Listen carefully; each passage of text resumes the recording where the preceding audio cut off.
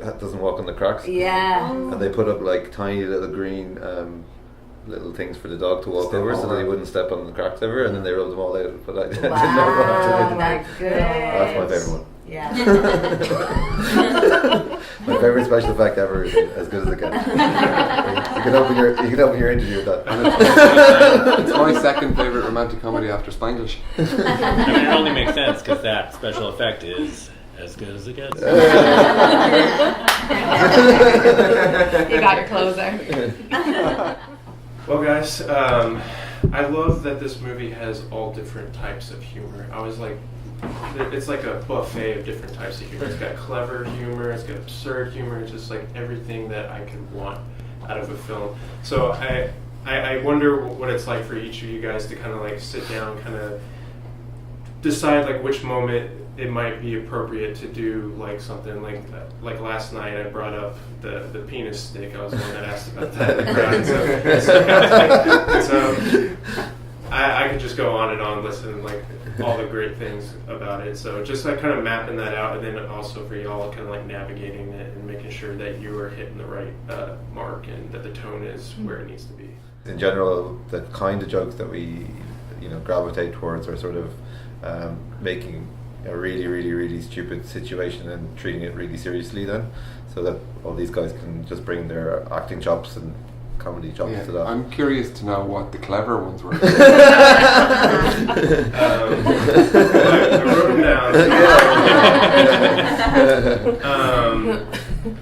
For me, like I guess in the very beginning, just going through the video that we get at the beginning, and then just assigning that maybe something weird that's happening, like something moving ever so slightly. You assign meaning to it. So now I can just go through life, and then when a tree branch blows, I can be like, oh, that's what it is. Yeah, that's true.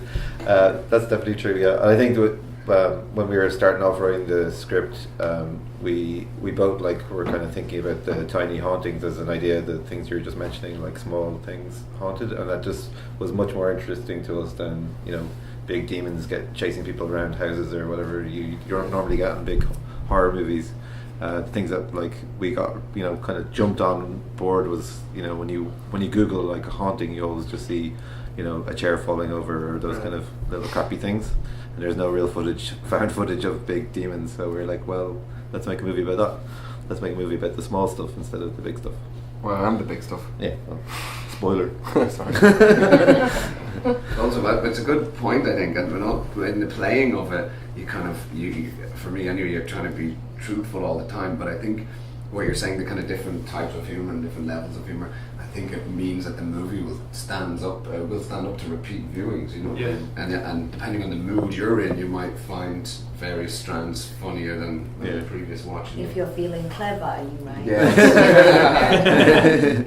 It's really tough because so many things are out of your control when you agree to go do something, and to do a movie or something. So this was such a great experience because you knew right away that you were in good hands. We read the script, the ending was amazing, and you knew that these guys were going to be able to get it that way. But I don't know what you would do if you signed on to do something and the ending wasn't there, and they're like, we're rewriting the ending. That's a terrifying. You're putting a lot of trust in somebody, and your trust isn't always. You sometimes it falls flat. They never figure it out. You've just trusted this person that didn't come through. So it's so great because going in, you knew that you were in good hands with these guys. But it was so exciting to see because it's such a complicated, ambitious set piece of an ending, and also so much. There are special effects in it as well. It's like it reads well, but you never know how it's going to end up. So it was really exciting seeing it with a crowd, and for the first time being like, it worked. They did it. It was great. It was meant to be like the end of Return of the Jedi. Wouldn't know. I wouldn't know every time you say that. No, I was just looking at Terry, the actor who plays my sister, who has like a big crazy thing to do, which I can't say because it's a spoiler. Right. But yeah, it must. I guess you do just have to be like, well, I think that they're going to do a good job of filming it. I hope, because otherwise it could be really bad. And I think the shot is about 3 seconds, but it took probably half a day to set up and shoot. How crazy did the car break down or something? No, Was that- somebody Someone smashed into a the tractor car. drove into the car. car. That's right. That's what it was. Yeah. Oh my Yeah, so god. Rose's car, the little red car, in the middle of the shoot, a tractor crashed into the back of it and completely wrecked the back We of the only car. had one car. Rare And beast. bizarrely, a local garage had the same car in the same colour, which is so weird because it's like a 30-year-old car. There's probably only two of them in the country and they were beside each other. So You they were able to replace the And the weird thing was, I think so, the street was like, you know, the location was all tiered off and everything, but somehow a tractor got on and smashed into Haunted. the car. Imagine a Haunted. tractor in Ireland.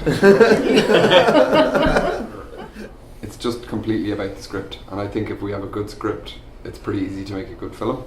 So that is going to be, if we do it again, that's definitely going to be like, don't do anything Until the the script is really good. completely 100%. Yeah, we really felt that, and I think even when we were editing, I agree completely with Enda. Even when we were editing, any bits that we like thought that were wrong with the script were the things that were saying things that were annoying in the edit. Yeah. So the one thing we definitely learned was like make sure it's as tight as it can be before you go in there, and also I guess because it was, you know, a low budget and really ambitious, stupidly ambitious. It was just to be as prepared as you can. You know, we had loads of storyboards and the shot lists, and we walked through all the locations and took photos of, you know, of everything and did all the stuff that everybody does. But be as prepared as you can. Yeah. I guess I would say for like going into something with people who have not made something before,